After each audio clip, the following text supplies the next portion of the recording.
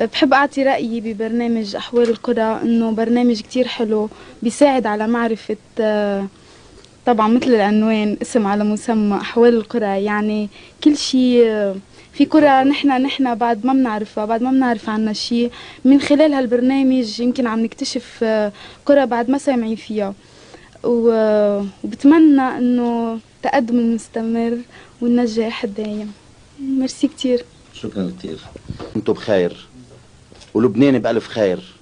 هيدا العيد إن شاء الله بينعاد على كل اللبنانيين بالخير والبركات. وإلى اللقاء بحلقة جديدة من برنامج أحوال. واش في اخباركم باللي هيفاء وهبي كبر من هادي؟ هادي اللي كتبان لكم نتوما، يا الممثله هادي هيفاء وهبي كبار منا.